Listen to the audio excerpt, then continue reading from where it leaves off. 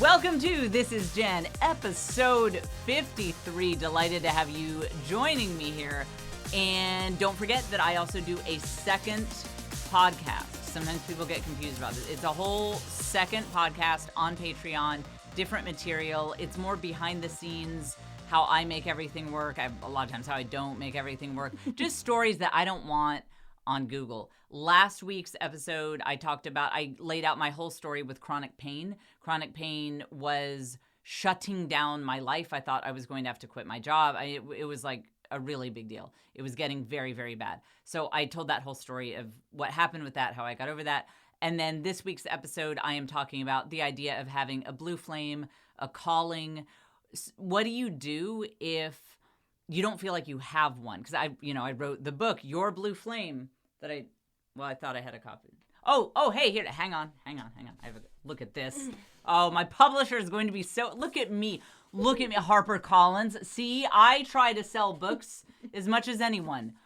Those of you listening on audio, just imagine me holding up a book cover that it's blue and it has flames on it that do not at all look like any part of the female anatomy. I have some deeply troubled fans who need to be put away somewhere. And a couple of them, like, I know, you know who I'm talking to. Yes, you. You do. It's time, I think, for you to be put away somewhere. They told me that this cover looks like part of the female anatomy, but that's because they have problems. That they are revealing more about themselves than they are about my book cover. Of course, you can, if you're listening on audio, look this up on YouTube so that you can leave a comment and tell me that this looks like you're like female. What even a nose? Like, well, I don't know even what that would be. I don't know what you're talking about. You can also leave me a comment saying that you have never in your whole life, you've never heard the term blue flame be a term for lighting flatulence on fire. That came out when I was doing the media tour for this book. Someone interviewing me said, did you do that intentionally? No. Hi, but this is, of course, Shady Ray, my producer extraordinaire. Welcome to the show, Shady. Thank you. And what am I going, like, I did. Yep. And so that's what I'm about is, yes, I want to share my secrets for just helping, like how I was able to do a stand-up comedy career and a radio career while having 6 babies in 8 years and write books and all this. Like, sure, I have a passion for helping people with that and helping them follow their own dreams, especially moms making it work with kids. But what I really have a passion for is lighting farts on fire. Love it. That's what I got. This was a big book deal. Look, it's hardcover. Like, this is like a big, yeah. So that's, there's a picture of me. Oh, you look so cute. Because that's what I'm about is flatulence and combustion. Forever. Yeah. And so, yes, that's what it was. Christy Clover. You should actually subscribe to her YouTube channel, Christy Clover. She's great. It was delightful. I got a lot of mileage out of that story. So that was a tangent. Basically, all I'm trying to say is that what I'm about personally is having representations of the female anatomy and farts on my book cover and farts. Yeah, don't forget that. That's what I'm known for now after this book came out. So anyway, I wrote a book. It's called Your Blue Flame, Drop the Guilt and Do What Makes You Come Alive. I haven't said that one in a while. Couldn't remember my own subtitle.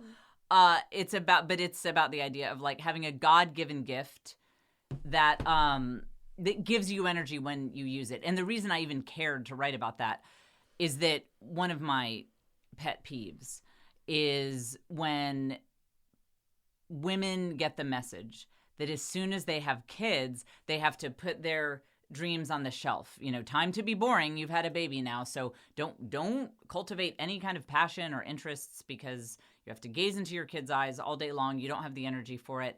And this whole book came about when people would say, well, how did you write your first book when you were having all those babies? How did you do radio and all of that? And there's a lot of answers to that question, but it all is predicated on the fact that when you find your blue flame, what you're supposed to add to the world, it's not work.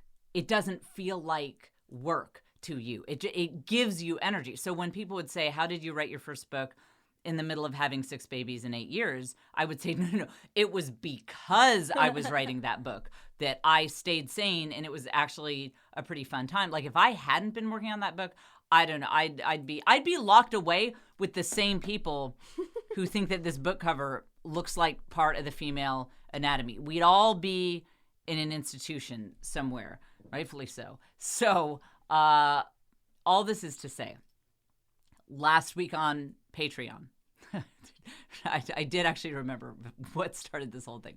Last week on Patreon, I really opened it. Honestly, it's the hardest thing I've ever shared publicly.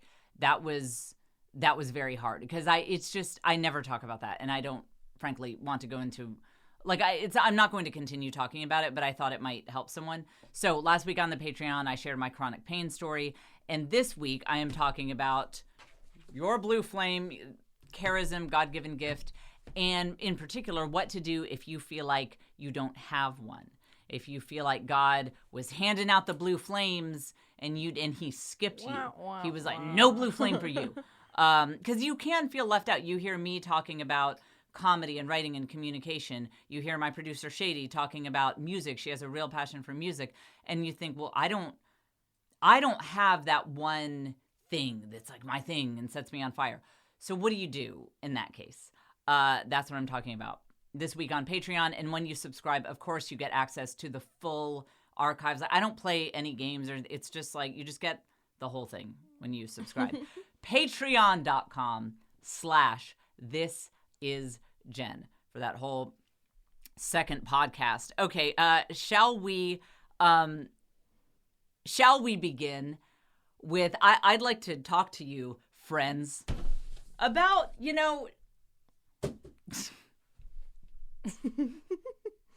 worrying about what other people think of you. Do you struggle with that? We all do, yeah. Right?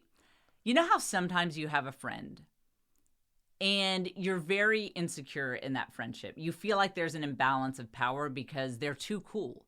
They're too cool yes. to be friends with you. They're just, they're operating on a different level. And so you're always like, are we friends? And then you're super deferential about getting together. It's like, we could meet up for coffee, but totally it is no fine if you don't want to, because I'm not weird and stalking you and because we're just friends and I'm cool and you're cool and we're peers. But we are friends. Yeah, are we friends? And I have social issues. I told you guys, I never had friends growing up really. I was always the outcast. And so I'm still working on this whole being around other people thing. It's a journey for me. It doesn't tend to work out well.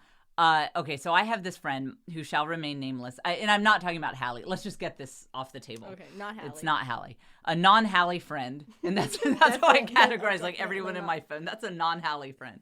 Not Hallie Lord. Another friend. And I admire her. I respect her. I'm very deferential because I'm waiting for the gig to be up. Mm-hmm. I'm waiting for her to be like, look. And by the way, we've been friends for 10 years. You're really sweet. We've been friends for 10 years. Shady, 10 years. And I'm waiting for her to be like, look, I don't know how you got my number. I've been playing it cool, but this, obviously we have an imbalance of I'm cooler than you and I'm more talented than you. And I'm on a plane up here and you're messing around down here, So I have a lot of anxiety around this friendship because I care too much and I end up being weird and acting weird because of it. So I I was texting this friend and we were going to grab coffee and you guys listen to this podcast with kids in the car sometimes, so I'm going to gloss over details, and I'm not withholding anything. It doesn't matter. It just doesn't matter. So I just texted her a reaction I was going to have when I saw her, and stupid autocorrect. I don't know what's going on with autocorrect. I've got to be more careful with. I don't know why I ever hit the send button without reviewing every word of the text. You know what it is? It's that I'm verbose on text, and I have very low attention to detail. I think I have a form of dyslexia that I can't, what am I, reviewing Shakespeare? Like, come on, this is a long text. I can't Just get it over read with. it. And I use voice text a lot. I use where you voice say, like, text I all am the going to time. be there, period. So, what, I don't know. I'm not a historian. I can't sit here and read these texts. I have very low attention to detail. And you would have thought I learned my lesson, because autocorrect always changes the word in my phone, changes the word show to shower every time. And so I want you to imagine the time that I was texting a priest, very good and holy man, who was in my town of Austin, Texas. And I said, while you're in town, why don't you swing by my show? Oh, no. No. So just imagine, I texted him and said, and it wasn't like part of a long correspondence. It was just, hey, did I see that you're in Austin? Yes. Hey, while you're in town, Father, why don't you stop by my shower?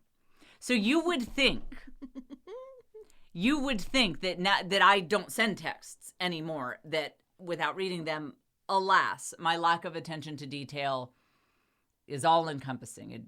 It trumps all. So I sent this text, and I was describing how excited I would be to see her, but there was a term that was thrown in there. It was not vulgarity or profanity, but it is the type of language that would normally be used in a sexual, if you were sexting someone. PG-13 content warning if you have kids in the car. Sorry. But I'm not spelling out what I said, so it could be worse. So, yeah, and by the way, I think this podcast is more becoming the podcast that you listen to in the bath in the evening. Like, maybe it's not, because every show, every segment, I'm doing a PG-13 content warning. So maybe it's like, maybe this isn't the one to listen to, if your 10-year-old is, I don't know. Okay, so this is a type of parlance. I used to mispronounce that word, but I think it's right. Parlance? I don't know. Is that, yeah, I don't know. No one in this Not really sure. podcast studio knows parlance. It's the type of parlance that you would typically use if you were sending messages of an erotic nature, shall we say? Yes. So I sent it to her because I just hit send because I'm an idiot. I just want to bring you all back to the fact that I'm already sort of like insecure in this friendship. Yeah. So I correct it like, oh, here's what I meant to say, not that. And then I start stewing over it, as you do. If anyone listening has ever had that sort of neurotic friendship where you feel like just the imbalance of power is just, it's way off. And so then I'm stewing over it. And I was like, I should probably send a second text and be like, I don't sext. Because I know it now seems like I do, because autocorrect, it typically uses algorithms for frequent things. So, for example, if you're a chemist and you talk about ions a lot, because you text people about ions, it'll guess that you use that word, whereas most of us do not use the word ions. So it would correct it maybe to iron or so. Well, Lord no, I probably use the word ion more than iron. Like it would be like, did you mean you're going to ion that shirt? Because like Lord knows Jen full well has never used an iron. And so I know to her, it's because it even predicts like how you use phrases. So it's like, oh, you're about to say the thing you always say. No. So I have gone on in life and I didn't send any follow-up texts, but I want to tell you what was in my mind. And a few years ago, I was neurotic enough to do this. I wanted to text back and be like, so listen, friend, now you think that I sext. You think that I'm sitting there texting filthy things all the time, and I don't. And imagine me like typing all this out. I'm not kidding. A few years ago, all of these texts would have been sent, and I would have explained the whole thing. Like, you see, friend, my husband is an attorney. He does not put anything in writing, so I could send the craziest, I could get Put it consultation all out there. from a woman of ill repute. I could like hire her as a consultant and have her, write the spiciest thing than anyone. And my husband would seriously reply, received. Or he might just like it. You know how you can just like thumbs up. He is an attorney. He puts nothing in writing. And then I learned, I learned my own lesson. Oh, he's going to kill me for telling this story. Maybe I shouldn't. Well, okay, I'll just tell it. I'll just say it. See, now I'm making it sound like I do this, but I don't. This is why I should follow my notes instead of speaking extemporaneously, because now I'm. The hole is getting deeper. Right, yeah, exactly. So one time, and this was the only time, it was New Year's Eve, and I'd had, some champagne, and it wasn't that crazy. I was just gonna like say some stuff. It was late. It was like 1:30 in the morning. I just thought I'd like say some stuff. So, and I'm also tired. It wasn't that I was like, completely falling down drunk or something, but I was just very tired and I'd had some champagne. And so I'm just thinking, this will be funny. Like and kind of like to mess with Joe too, because he's like, doesn't put things in writing. So, I'll spice things up. I'll say some stuff with my finger hovering over the send button. I realized, because you know how when you text someone who you text with frequently, like when I text Shady, I text with her all the time. So I don't click on a button and type in Shady. It's like I just pull up our most recent exchange. Joe and I never group text with anyone, so it's not in my mind that if I see my husband's name in a phone, it could be part of a group text, especially not at that time. But so I had this stuff all typed out. Just before I hit send, I realized the last correspondence I'd had was not only a group text with a priest. Why is the theme of this show me sexting priests? Why did this become the theme of this show, Shady? I don't know. I did not intend. Okay, look, I didn't mean for that to be today's theme. I'm sticking to my notes. From now, I will literally read this podcast like, and next, ladies and gentlemen, I would like to, because when I speak off the top of my head, then I end up, this is not the point. Look, the point is, I almost never accidentally sex priests. And I don't know why. I've just given you a bunch of examples that contradict that. But I didn't hit send on that one, and that was my lesson. The point is, I don't do that. That's the point. She's never done that. Never. But now this friend of mine who I'm trying to impress is like, but she does. So anyway, so I was about to send this long text. Like, my husband's an attorney. I'm not that person. I don't know why my phone thought this is where I was going, because I really don't know. I don't. And so I just want to make sure that you know that I truly don't know why autocorrect would do that.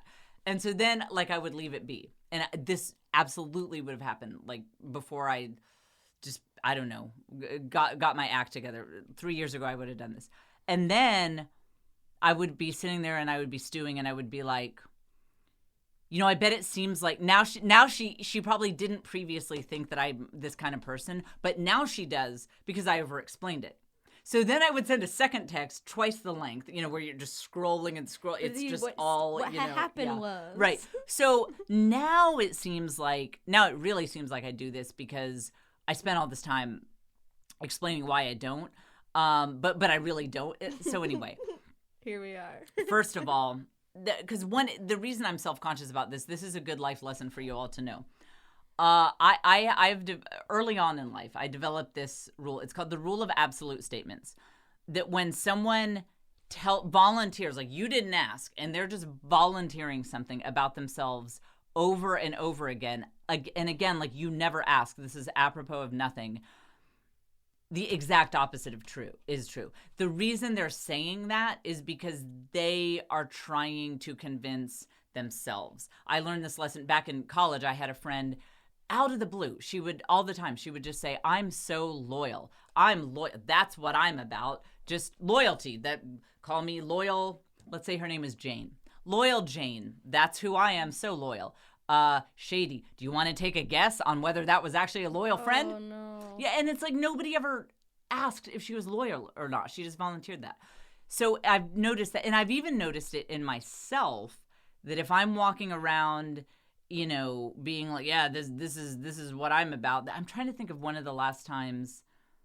There was just some business thing that I was doing back when I was still on the radio, and I was like, yeah, I'm just really confident in this. I'm confident in it because I'm confident. And when I caught myself constantly saying that, I was like, oh, I'm scared to death. Like, I don't think this is going to work at all. And like, that's why I keep saying this. So, that's why I felt like, I would tip off this friend that like she might know that rule as well. And she might say, Jen, Did it she seems ever reply? like, no, that's it. Well, she just said like, we'll get together another time. And see, when you're a neurotic person, I read other people's texts like good Catholics read the scriptures. Like I pore over them. You know how people talk about sacred scripture, that like when you sit with it, it's not even what it seems to be at face value. It's like you take one word from one of Paul's epistles and you're just like, whoa, when I sit with this, like the Lord is just cracking this open for me and there's so much deeper meaning. So that's me with my friend's texts. You just like, what did she mean by we can get coffee another time? I think it's pretty clear that she does not want to speak to me again. She thinks that I'm a deeply troubled person. That's the only thing that could possibly explain this autocorrect thing. And she wishes I'd never invited her out to coffee. That's me interpreting other people's texts. I mean, the reading between the lines doesn't even cover it. It's like entire Shakespearean epics, like Norse sagas worthy of the Vikings, take place in between the lines of the texts of certain people I text with. I read so much into it. I do the same thing with certain emails. Like if it's someone that I feel insecure about this relationship at all, it's pretty epic. So here's what we do for those of us who are who are deeply troubled people, really need help. Here's what you do. This has been a very helpful practice to me. Turn your relationship with other people. Turn your reputation over to God. This is another great Mother Teresa quote. I was talking about Mother Teresa, I think it was last week. Another great Mother Teresa quote, or not quote, but like I just heard that she did this. That, I don't know if you guys know, but she was actually criticized a lot. Like Christopher Hitchens, the loudmouth atheist, like kind of funny sometimes, but he really went after Mother Teresa. I mean, he accused her of like taking money from people she shouldn't have taken money from and furthering people's suffering. I mean, he hated her. And so people think of Mother Teresa as being this universally beloved figure, but in her life, especially at the height of her fame, she was not actually. She had plenty of detractors. She had plenty of people who said that she was up to no good and blah, blah, blah. So, but what she did is she just put it all in the hands of God. She said, I am going to put one foot in front of the other. Lord, I am going to do what you have called me to do today. And I'll pray about it, see if you're leading me to change directions or do something differently. I'm just going to do the best I can every day, and I'll probably mess up. I'll try to make it right when I mess up, but I'm just going to do the best that I can, and I will turn my reputation over to God. And look how history has remembered her. But imagine if you're Mother Teresa in the moment when yet another magazine article has come out saying that this is all about your own personal acclaim and you don't even care about the poor and you're not taking care of them very well and it would have been better if you'd never come to Calcutta. Those of us who are just full of ego would get very wound up about that and we'd let it throw us off our missions. And then ironically, we would end up giving more of a voice to the haters by acknowledging them. If there were a bunch of writings of Mother Teresa where she was like, yeah, you know who I'm sick of is Christopher Hitchens. Why don't you come down here and try to live a day in my life? Yeah, why don't you come down here, bro? Talk a big game. Like, well, then those would be the writings that are left. And so then it would kind of be in our minds like, well, was Mother Teresa up to no good? Because now, like, I'm reading all her letters about, like how much she wants to kill Christopher Hitchens, but the fact that she just turned her reputation over to God. Everyone remembers her as the saint that she is. She is literally a saint now, but everyone remembers her even beyond that as just a saintly, good person. Most people don't even know that she had haters. And that's what happens when you turn your reputation over to God. And so that's what I'm trying to do with this friend of mine, and just say that it's, you know what? It's fine. It's just, I'm just turning my reputation over to God. That's all it is. Here you go. Please take this. Turning it over to God. Yes, that I'm like, I clearly cannot deal with this. Right. Like, yeah, you know what? And what? Maybe it's part of God's plan that she thinks I'm a pervert. You know, maybe that's part of His mission. I don't know. I'm not God. I don't control things. So could be that that's part of God's plan. And that's the thing, is to truly, one of the greatest things you can do is to focus on humility. As we always say, humility is not thinking less of yourself. It's thinking of yourself less. It's not low self-esteem. It's just saying, my ego doesn't matter. Whether people are impressed with me, whether they think I'm a good person or a bad person, doesn't matter. And when you work on that, it's just easier for you to say, you know what, if this person doesn't want to be friends with me, or if this person thinks I'm weird, I can accept that maybe that's just part of God's plan. Maybe they were meant to connect with different people right now.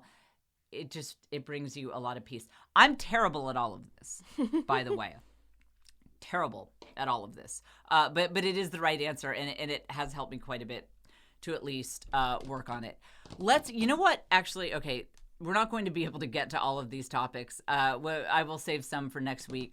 So let's talk about the most urgent news that is very important to me, that is on your radar, and that it's just been on my heart to discuss for a while, and I'd like for us all to kind of focus on this.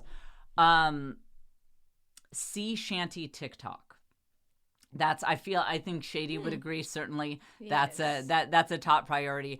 I am about to convince you that TikTok is the greatest hub of human creativity since the invention of the computer. Like, since we had mainframe computers that were like, you put the punch cards in them and like they took up a whole room. Since back then, I truly believe that no one has used technology to further human creativity more than TikTok. And there's the lesson that I'm ultimately getting to is about how many of us get stuck in our ways and we reject new things, and it's not good for our spiritual life and for our personal life. So this isn't just randomness about TikTok. So sea shanty TikTok. From what I can tell, it started with this gentleman's post. Moose, I don't know what his username is. So he just sort of declared on TikTok that this was for 2020, that this is the year of the sea shanty. A cappella groups are out. It's all about sea shanties. Now, do you know what a sea shanty is? I did not until TikTok, which is leading up to my point that a lot of us who are older than 14 are dismissive of TikTok. And I want to make the point that I think you're missing out on it.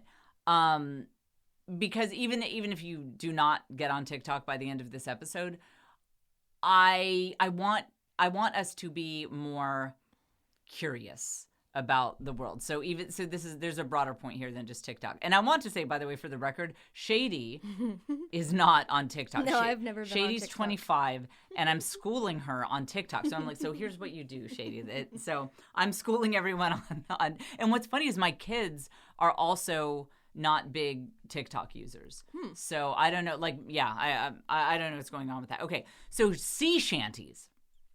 Sea shanties are songs that sailors would use. One of the ways, and I learned this on Twitter where I learn everything, one of the reasons they sung these sea shanties is to pass time, to mark how much time had gone by.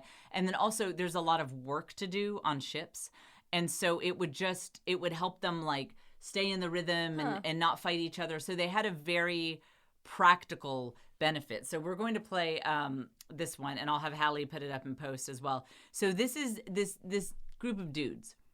Now, before TikTok, who knows what these guys would have been doing. I just want to make this point that before TikTok, let's say that you had a talent like you do, Shady, for singing, but it's, we have a pandemic, you can't get together with groups. Well, TikTok makes it so that people can get together and sing in groups, whether it's a cappella stuff or just sea shanties, and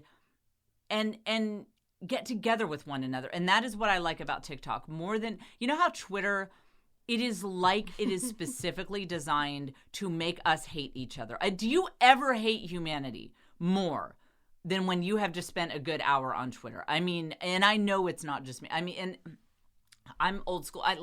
I started my Twitter account in 2008. So evidently I'm never leaving. I'm like the cockroach of Twitter.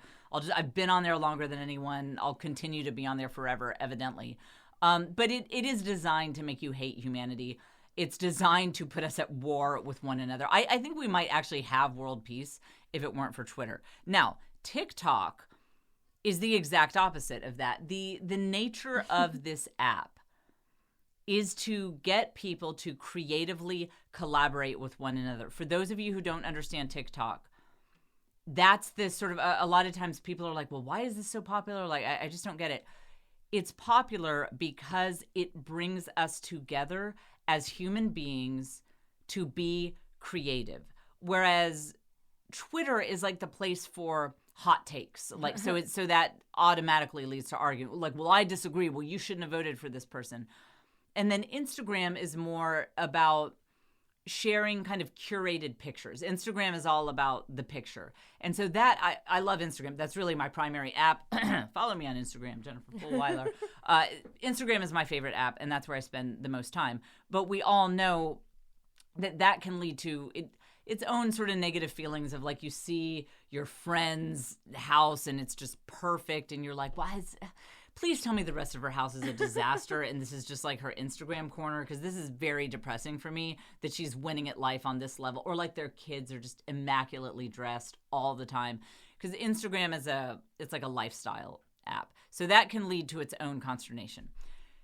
TikTok is all about how can I be creative, but then get inspired by how you were being creative, and let's come together and do things and be creative together and make the whole greater than the sum of its parts. So look at this fabulous video. Red-headed gentleman, looks like he could be a descendant of the seafarers who created these sea shanties. And see, I'll show you. We'll have Hallie put it up. Isn't this fun? These guys are getting together. Ship that put to sea, the name of the and ship then, listen. was a belly of tea. The winds blew up her bow, up down, up below, my belly boys blow. Isn't that so cool? It's so cool. Sugar and tea and rum.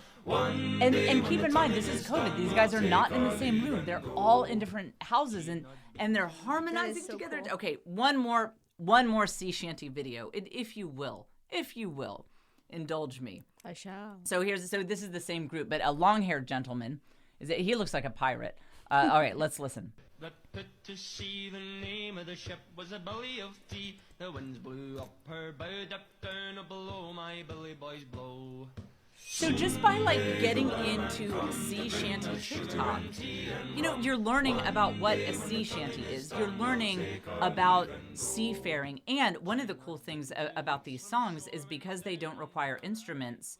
When you think about it, what you are hearing here on TikTok is exactly how it would sound if you were on a ship in 1720, lost in the Atlantic, or whatever these guys had going on. That's exactly how it would sound. It's just men's voices singing these specific songs. And so that is what I love about this app. And that's why it's a very inspiring place to go, because it's about taking something that someone else started and building on it. Okay, so the best example of this, I've been waiting to show you guys this. Do you see the joy Yes, in my face? This brings me so much joy. Okay, so someone posted a video, and this is classic TikTok. Someone posted a video of their baby on the phone, just doing little baby talk on the phone. So that's all they did. Just, here's my baby on the phone. So we'll put this up. So here's the baby. No. A, B, C, D. Okay, bye. Okay, so that's it. And then that's it. That's the TikTok. Now, this is what I love about this app. People from all over the world, TikTok has a feature called a duet where it'll split screen it. And so you can do your own video reacting to the first video. So listen, these are people, I don't even know what language they're speaking. And I'm sorry if I'm airing, Polish profanity on the air. I don't know. I do. Actually, I know a few Polish curse words, so I think that we're clear. I don't know what these guys are saying, but the point is people all over the world are using the base audio of this baby. There are now, I think, millions, if not hundreds of thousands, but maybe even into the millions of people having little conversations with this baby on TikTok. It's just so brilliant. Okay, so here's a gentleman in a yellow suit. Dobry, to menadżer ACDC. Chcielibyśmy... Talking to the baby. Jak to nie? ABCD. Nie, zespół nazywa się ACDC. Nagraliśmy takie kawałki jak Highway to Okay, Hell albo... bye. It's so brilliant. Okay, and then we have, so he is, what language is this? I'm almost positive that guy is Polish. Okay, so here's a priest. I'm pretty sure this priest is from Chile. So we Catholics love this, Universal Church. It's a Spanish-speaking priest. I'm pretty sure he's Chilean. So here's him talking to the baby. Y luego todos nos empezamos a reír. No. ¿Qué quiere decir con no? Pues ¿de qué quieres que hablemos? ABCD. No, de eso hablamos la vez pasada. Tú siempre te pones así. Si no quieres hablar conmigo, mejor cuélgame. Okay, bye. ¿Qué? Okay, now what I'd like to do is spend the next hour going systematically Only watching them. going through every single duet with this baby. I will select two. No, it might have to be three. Well, let's continue to look at some of my favorites. Here's one from here in the United States. I know you're heartbroken, but you didn't call him, right? No. Okay, good. Are you okay, though? ABCD. Oh, honey, you're not making any sense. I'll be there in 5. Okay, bye. So that's like the girl going through a breakup. Here is one from I don't know what country, but it is in Arabic. So again, it's like I think this is an American baby who's on her little phone. People in like the country all over the world in all these different languages are responding her. So this is a woman who's wearing this beautiful, I guess this is a burqa. Is it hijab or burqa? I don't know. I'm interested in this, but you'll see. She has the traditional Muslim dress on. It's so cool. Look. حبيبتي طلعت طيف تروحين معي؟ No.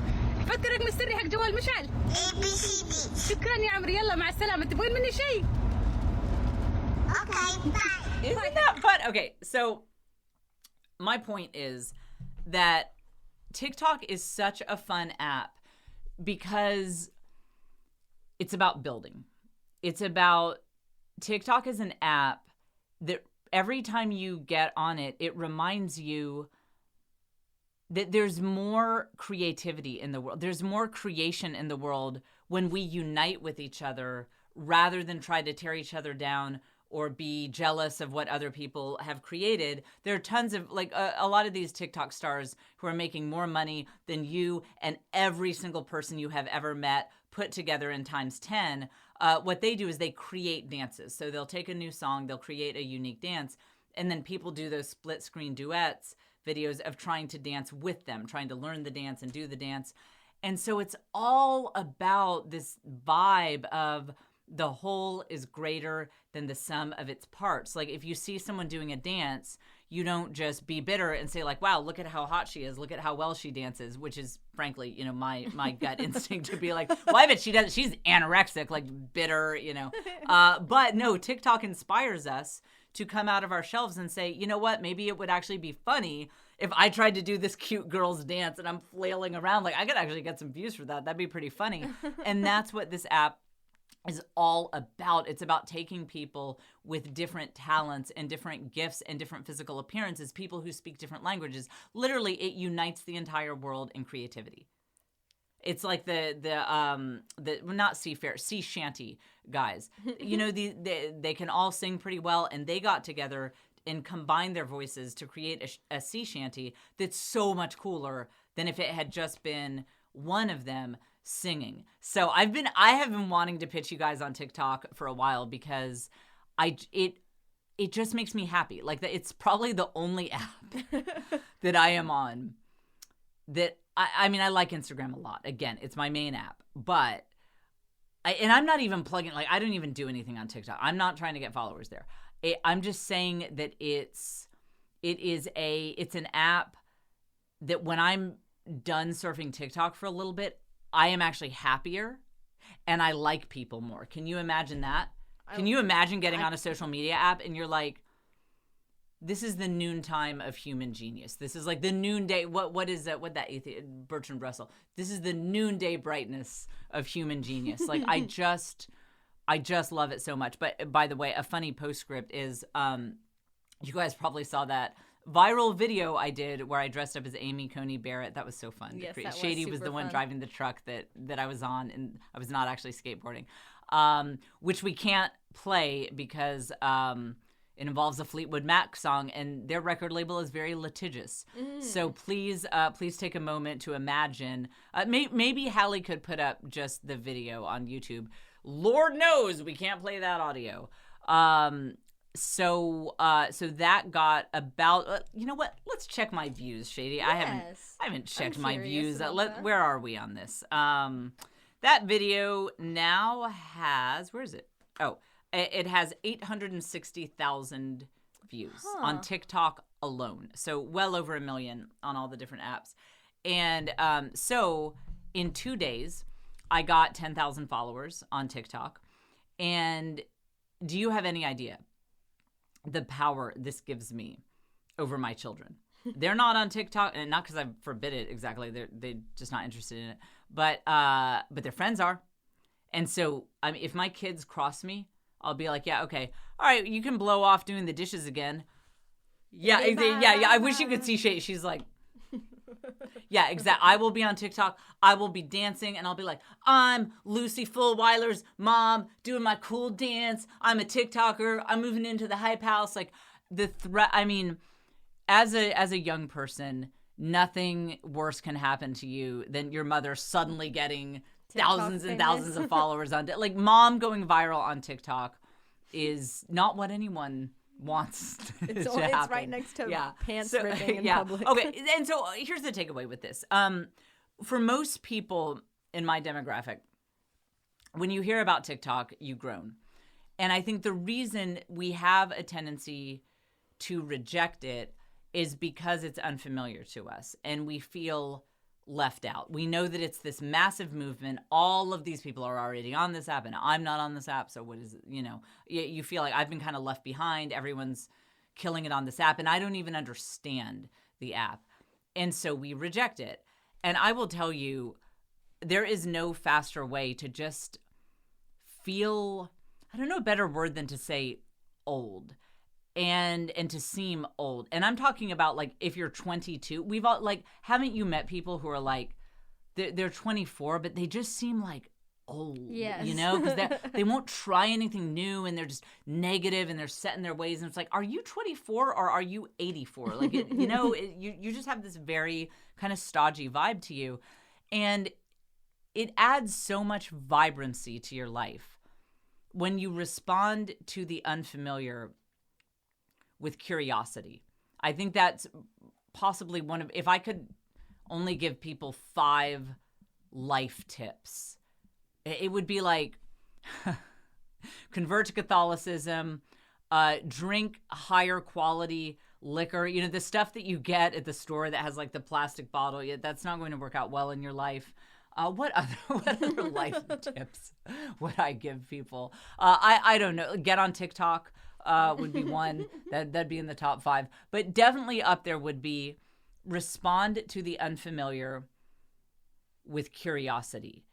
Because it really, there's no faster way to get over your insecurities and to just add interest and vibrancy to your life when you hear about a new app or a new trend that a lot of people are doing, rather than feeling left out, feel like, a lot of people my age feel they think of TikTok as only for doing dances. So they sort of feel like, well, there's no place for me there. So I'm going to reject it before they can reject me. I'm going to say this app is stupid because I feel like I would not be welcome on there. So I'm telling them they're stupid so that I don't feel weird that I can't participate in the dances. But when you respond with curiosity, you say, you know what, maybe I won't even be a content creator on this app, but Maybe I could just occasionally hit like, or if, a video comes up and someone's obviously trying a new dance and maybe it's not working that well, I could leave an encouraging comment like, hey, you're really going the right direction. Keep it up. When we respond to the unfamiliar with curiosity, it demolishes our insecurities. It keeps us young. It keeps us vibrant. And it just brings interesting new opportunities. You just never know what might come into your life because you didn't outright reject something that was unfamiliar to you. So this is a challenge I leave you with. Try for the next 24 hours. So think about, what time is it right now? All right, what's 24 hours from now? All right, mark that in your mind. For the next 24 hours, respond to anything that stresses you out with curiosity. Be like a child, childlike curiosity. Like, oh, this person cut in front of me at the grocery store. I'm curious. I had that happen a few months ago. These girls saw that I was in line and they're like, we're just going to go ahead, these teens. And they just push right in front of me. And it tells you how non-confrontational that I am, that I'm like, okay. I didn't say anything because I'm just like the most non-confrontational person in the world.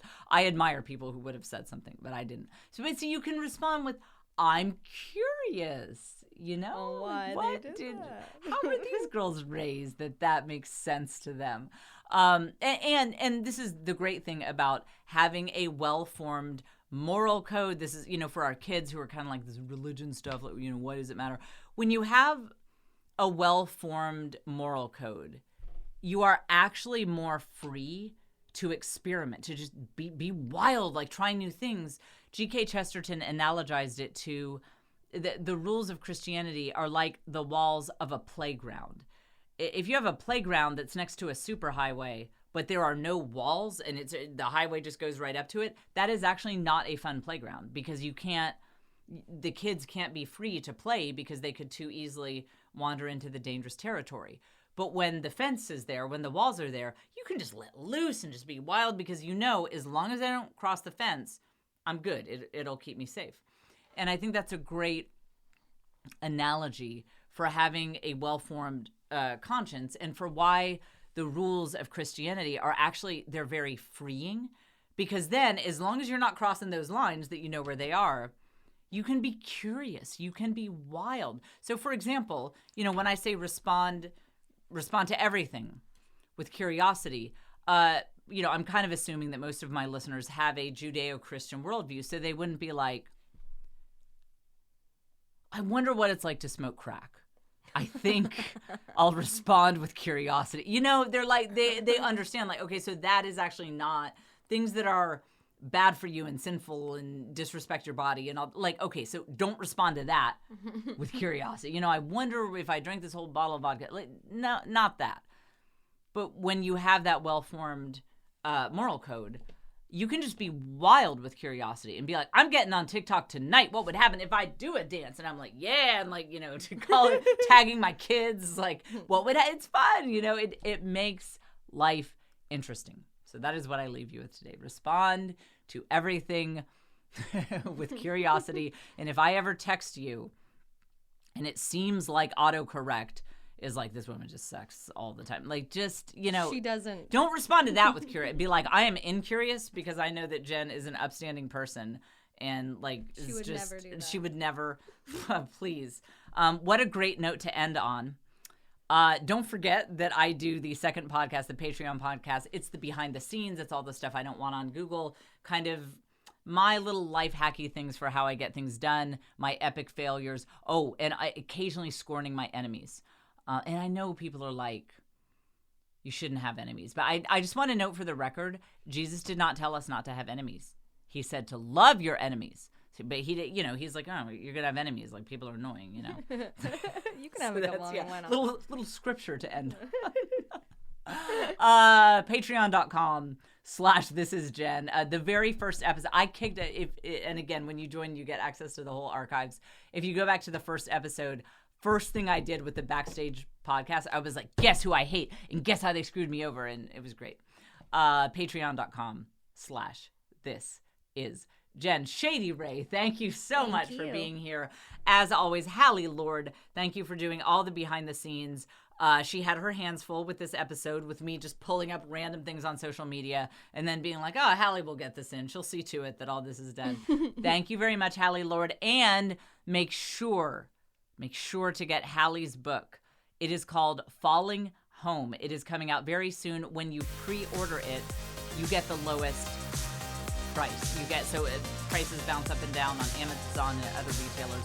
When you pre-order Falling Home, you will get the lowest price. So be sure to do that. And while you're online, follow me on Instagram, not TikTok. I don't do anything. Follow me on Instagram, Jennifer Fulweiler over there. And I will be back next week here on This Is Jen.